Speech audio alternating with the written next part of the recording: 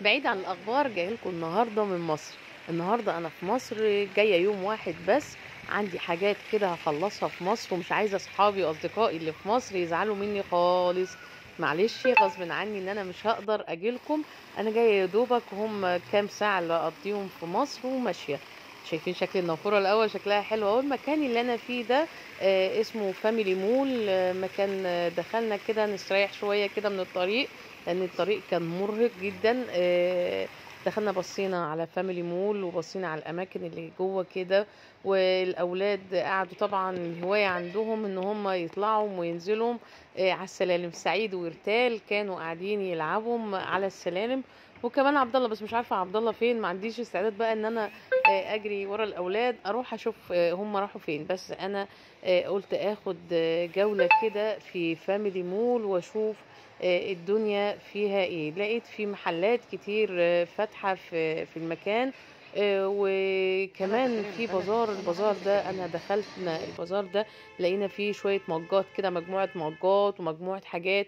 وانا بحب المجات دي جدا جدا جدا، وعندي هواية في جمع المجات عامة يعني. هي اي ست كده بتحب ان يبقى عندها هواية الادوات المنزلية بتاعتها، تقتنيها كده وتعينها. اتمشينا شوية كده في البازار. كان فيه هدوم، كان فيه كمان مكياج، وكان فيه كاندي.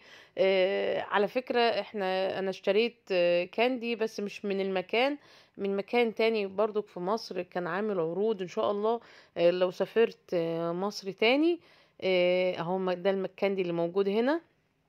لو سافرت مصر تاني هقول لكم المكان فين، واصور لكم المكان والعروض اللي هو بينزلها على الكاندي والشوكولاتات.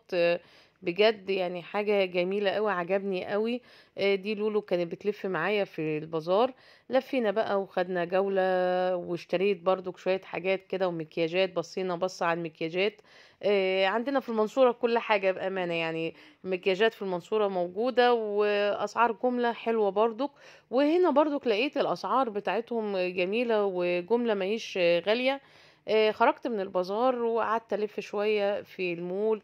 الأولاد ببص لقيتهم جروا كده وراحوا في مكان يلعبوا فيه. آه، كنت بنادي اللي معايا كده عشان ننزل نشوف المكان. كانوا بيتفرجوا على هدوم.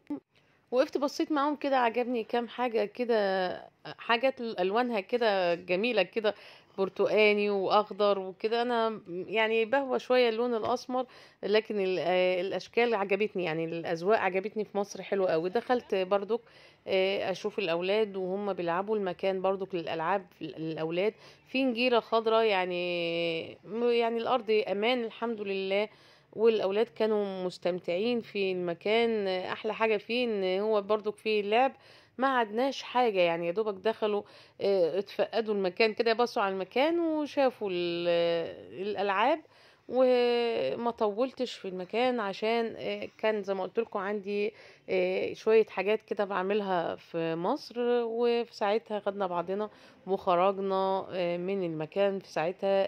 فاميلي مول يعني ما قعدنا ساعة بس، كان حبة حلوين كويسين يعني في فاميلي مول. قعدت انادي الاولاد يلا تعالوا ما ناخد صورة كده مع بعض للذكرى، لكن كل واحد فيهم كان في مكان.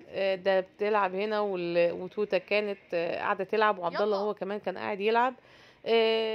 طبعا هواية بنتي توتة هي لعبة الكومباز. قعدت تعمل شوية حركات كومباز كده.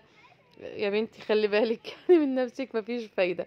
المكان زي ما انتم شايفين مضيء وشكله حلو. وعجبني بجد.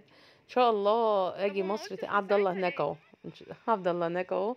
اهو فاميلي مول. ان شاء الله هاجي مصر ان شاء الله تاني، واقدر ان انا اصور حاجات كده الحلوة في مصر. مصر جميلة جدا، انا بحب مصر. يعني بحبها، بحب انزلها واحب اشوف صحابي فيها. توته طب هي خد يا عبد الله. هتدينا بقى يعني تعمل شويه تعمل كومباز كده. عبد وتلاقي الله. بنتي خدي بالك من نفسك، مفيش فايده بقى. بنات بقى قوم يلا. وبتحب تلعب. اتمنى يا رب ان الجوله تكون عجبتكم وتكون خفيفه.